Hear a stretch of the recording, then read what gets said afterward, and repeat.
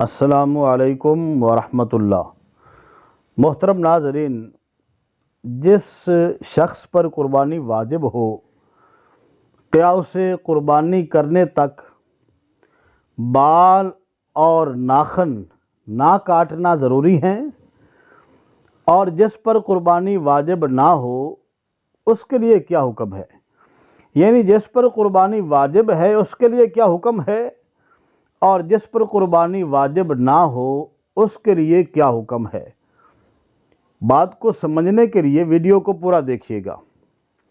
تو محترم ناظرین، جس پر قربانی واجب ہو، حدیث پاک میں ذو الحج کا چاند طلوع ہونے سے لے کر قربانی کرنے تک اسے بال اور ناخن کاٹنے سے منع کیا گیا ہے۔ بال اور ناخن، بال چاہے سر کے ہوں، داڑھی کے ہوں، شرمگاہ کے ہوں، بغلوں کے ہوں، تو افضل یہ ہے کہ قربانی کے 10 دن بال اور ناخن نہیں کاٹنے چاہیے۔ لیکن یہاں پر ایک بات یاد رکھیں، یہ عمل واجب نہیں ہے۔ یعنی یہ کوئی نہ سمجھے کہ اگر میں نے ان دنوں میں بال کاٹ لیے یا ناخن کاٹ لیے تو کوئی گناہ ہوگا یا قربانی پر کوئی اثر پڑے گا، ایسا نہیں ہے۔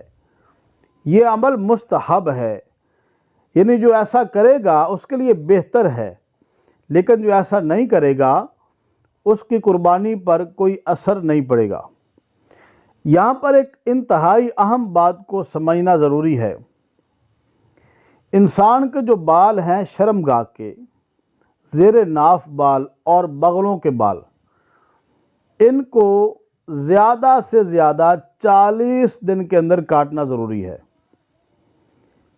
بہتر تو یہ ہے کہ 7 دنوں میں ان کو کاٹا جائے، شرمگاہ کو صاف کیا جائے، بغلوں کے بال صاف کیے جائیں۔ لیکن اگر آپ لیٹ کرتے ہیں تو زیادہ سے زیادہ 40 دن، اگر کوئی شخص 40 دن سے اوپر چلا جاتا ہے اور یہ بال صاف نہیں کرتا بغلوں کے اور شرمگاہ کے، تو وہ گناہ گار ہے۔ اب دن چل رہے ہیں قربانی کے، ذو الحج کا چاند نظر آ چکا ہے اور اس کے 40 دن ہو چکے ہیں، تو اب اس کے لیے یہ ضروری ہے کہ وہ شرمگاہ کے بال صاف کرے۔ اگر وہ نہیں کرے گا تو گناہ گار ہوگا، کیونکہ یہ عمل مکروہ تحریمی ہے اور گناہ ہے۔ اب وہ مستحب کو چھوڑ دے گا۔